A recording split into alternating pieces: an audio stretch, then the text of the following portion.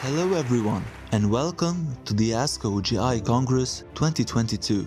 I'm here with you today, Friday 21 January 2022, to discuss some important topics.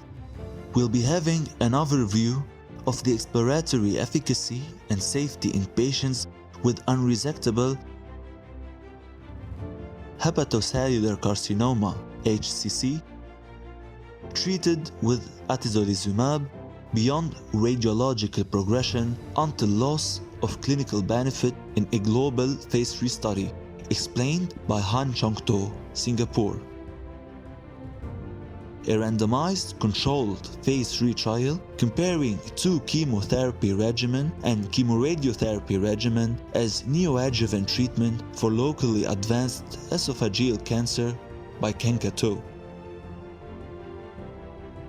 And a phase 3 randomized, double-blind, placebo-controlled study of durvalumab in combination with gemcitabine plus cisplatin, GemCis, in patients with advanced biliary tract cancer explained by Dong-Young Oh.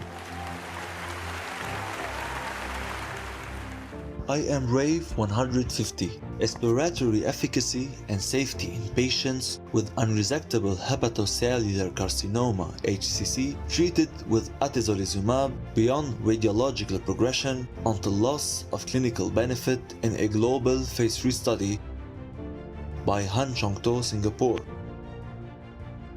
The IMbrave 150 study has demonstrated a significantly longer survival with atezolizumab atezo with bevacizumab bev compared to sorafenib sor in systemic treatment naive patients with unresectable HCC.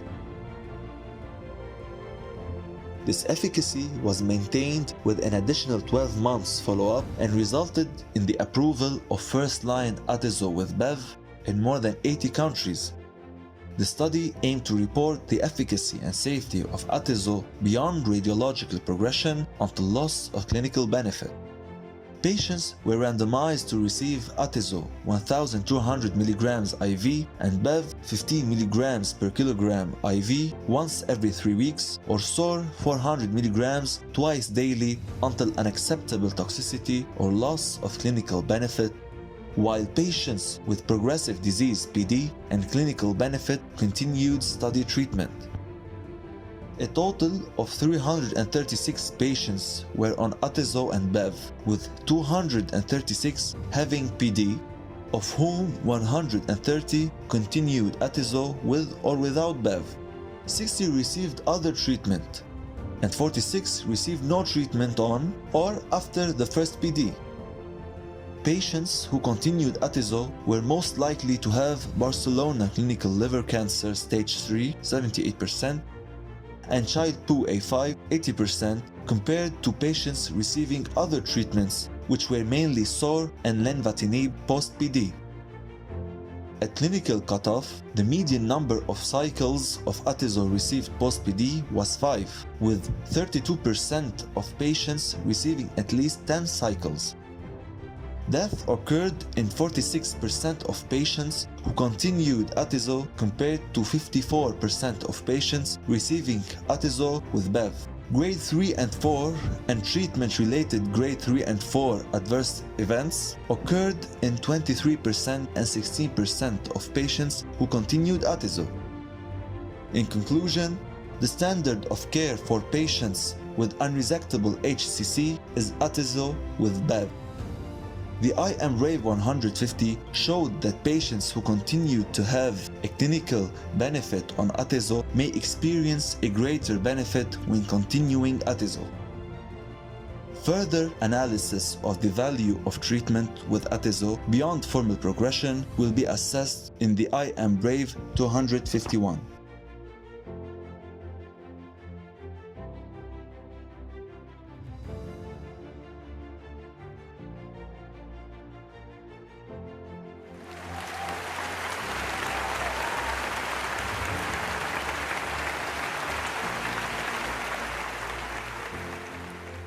a randomized controlled phase 3 trial comparing two chemotherapy regimen and chemoradiotherapy regimen as neoadjuvant treatment for locally advanced esophageal cancer, JCOG 1109, next study by Ken Kato. Esophageal cancer EC contributes to a significant number of cancer deaths, with esophageal squamous cell cancer ESCC accounting for 85% of all EC cases. A preoperative therapy followed by surgery is recommended in cases of locally advanced EC despite poor prognosis. The result of JCOG 9907 incorporated neoadjuvant chemotherapy with cisplatin plus 5-fluorouracil CF into the current standards of locally advanced EC in Japan. The JCOG 1109 next trial was a 3-arm phase 3 trial aiming to confirm the superiority of docetaxel plus CF DCF and radiotherapy with CF-CFRT over CF in overall survival. Patients with ESCC of clinical stage 1B, 2, and 3 from 44 institutions were included and randomized to neoadjuvant CF, cisplatin 80 mg per square meter on day 1 plus 5 FU 800 mg per square meter on days 1 to 5 once every 3 weeks per 2 course. DCF, docetaxel 70 mg per square meter on day 1, cisplatin 70 mg per square meter on day 1, plus 5 FU 750 mg per square meter on days 1 to 5, once every 3 weeks per 3 course. Or CFRT, cisplatin 75 mg per square meter on day 1, plus 5 FU 1000 mg per square meter on days 1 to 4, once every 4 weeks per 2 course. Radiation 41.4 gray per 23 FR. The primary endpoint was the overall survival, OS, and secondary endpoints included progression-free survival, PFS, percentage of R0 resection, percentage of objective response by neoadjuvant therapy, and percentage pathological complete response PCR, and safety. Of the 601 patients included, 199 received CF, 202 received DCF, and 200 received CFRT. Baseline characteristics showed that most patients were males, 88.2%, with a median age of 65 and a median follow-up time of 4.2 years. Results demonstrated an OS of 4.6 years in the CF arm and 6 years in the CFRT, while the OS in the DCF arm was not reached NR. The 3-year OS was 62.6%, 72.1%, and 68.3% for CF, DCF, and CRRT respectively, but a significant difference was detected when comparing CF to DCF only.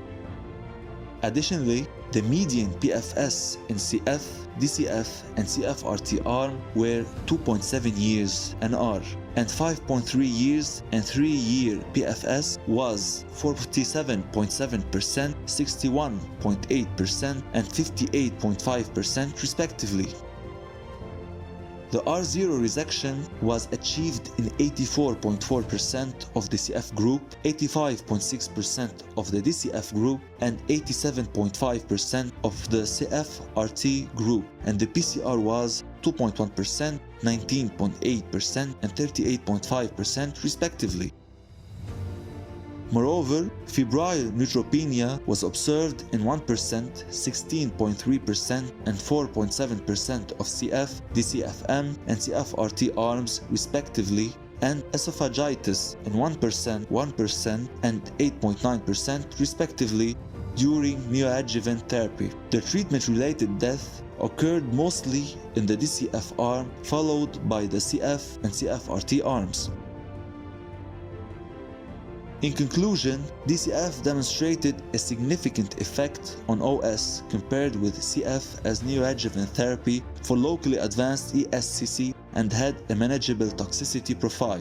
The study showed that DCF represents a new standard neoadjuvant treatment for ESCC.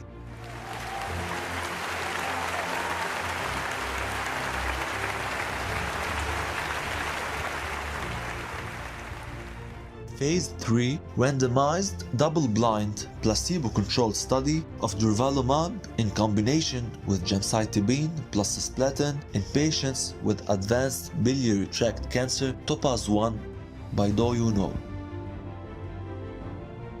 Biliary tract cancer (BTC) is a rare, heterogeneous cancer having a poor prognosis.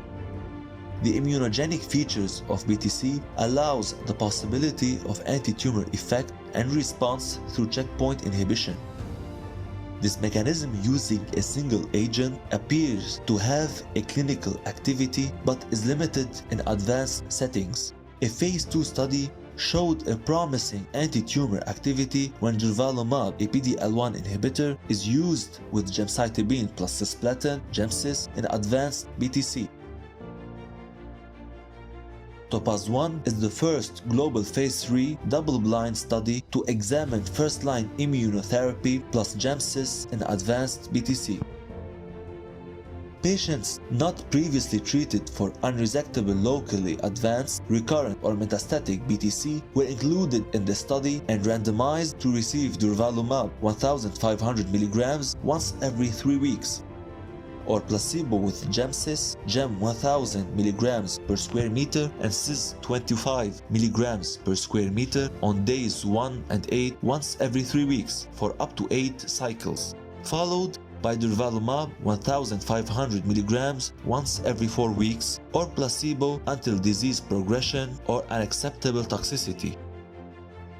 Prior to randomization, patients were stratified by disease status and primary tumor location.